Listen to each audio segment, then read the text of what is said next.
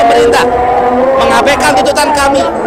Jangan salahkan kalau nanti umat akan bersama-sama untuk mengepung istana dengan satu tuntutan, turunkan Jokowi. Dan kita melihat suasana luar biasa, mama, kaum buruh ikut berpartisipasi, umat juga. Ini menunjukkan semangat perjuangan masih membara negeri ini untuk senantiasa membela rakyat dan membela umat.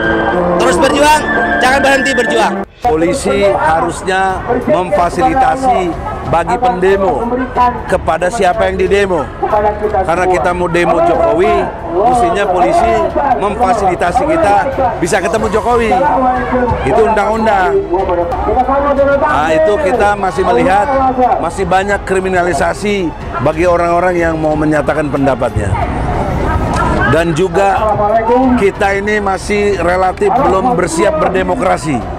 Itu karena itu situasi yang menarik di sini adalah kita ini dipimpin oleh orang-orang yang tidak amanah, suka berdusta, dan merupakan orang-orang yang banyak dimurkai oleh Allah Subhanahu wa Ta'ala.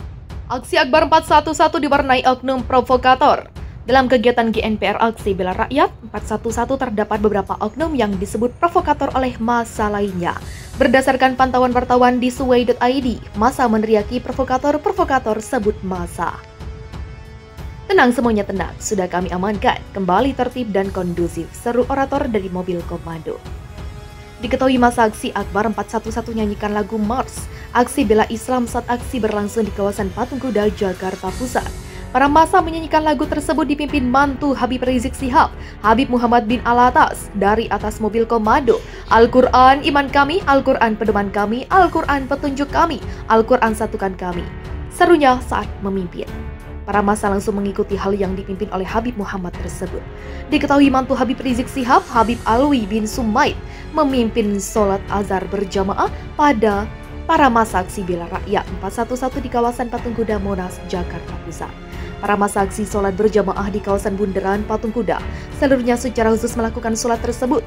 Diketahui dalam aksi bela rakyat 411 yang berlangsung di kawasan Patung Kuda Monas, Jakarta Pusat terdapat bendera bergambarkan Habib Rizik Syihab. Terlihat bendera besar tersebut berwarna latar belakang orang-orang yang dipadukan. Wajah Habib Rizik menggunakan pakaian putih dibentangkan massa. Terdapat juga tulisan dalam bendera tersebut Pabuaran, Bogor. Bendera tersebut 4 meter kali 3 meter yang dibentangkan menggunakan sebuah bambu. Diberitakan sebelumnya, para massa aksi bela rakyat 411 memulai aksinya dengan membaca ratib Al-Hadad di kawasan Patungan Kuda, Monas, Jakarta Pusat. Orator yang berdiri di atas mobil komando berkata, sebelum kita memulai aksi ini, mari kita baca ratib Al-Hadad biar berkah, serunya. Usai dimulai dengan membaca bismillah, pembaca ratib tersebut akhirnya diikuti oleh para massa aksi. Diketahui ribuan massa aksi bela rakyat 411 datangi kawasan Patung Kuda, Monas, Jakarta Pusat hari ini. Mereka datang menggunakan dengan pakaian serba putih. Selain itu, mereka membawa spanduk bertuliskan Jokowi mundur. Selain itu, mereka juga berteriak Jokowi mundur, Jokowi mundur. Seru para massa aksi saat long march dari Masjid Istiqlal menuju Patung Kuda.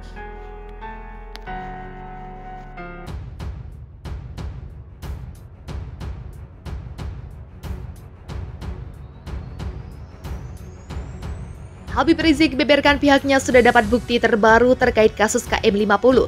Ini bukti kebejatan yang dipimpin seorang jenderal. Kasus KM50 yang menewaskan 6 laskar FPI masih membekas bagi Habib Rizik Syihab yang menjadi imam besar FPI saat itu, sebelum akhirnya dibubarkan.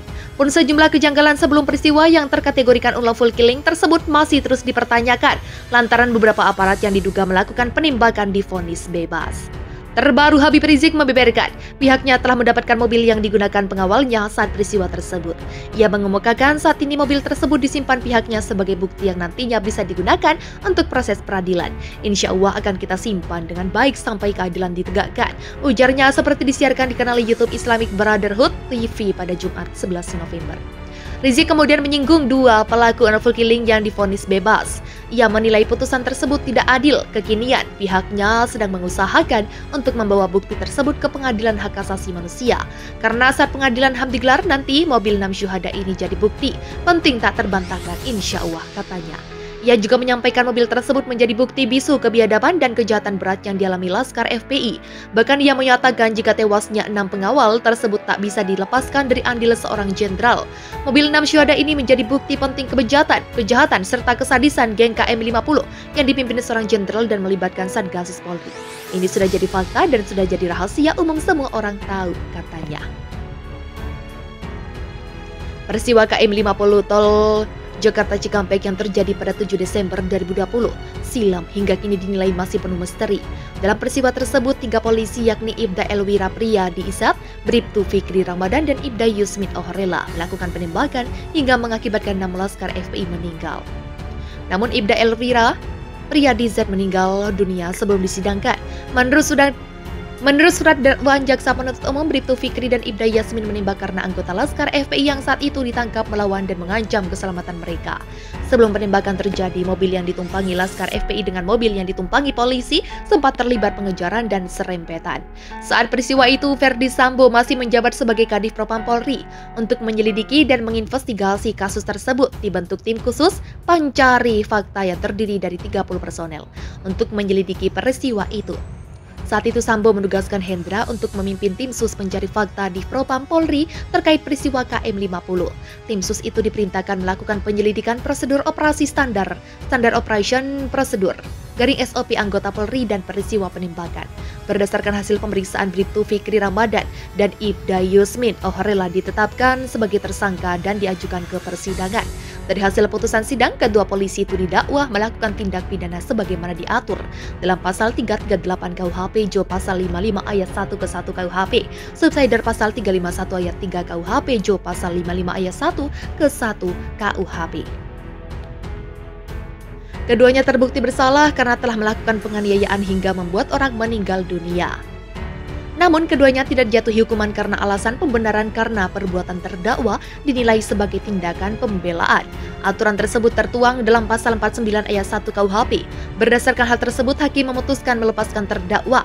Putusan ini lebih ringan daripada tuntutan jaksa penuntut umum yang ingin keduanya dihukum dengan pidana 6 tahun penjara.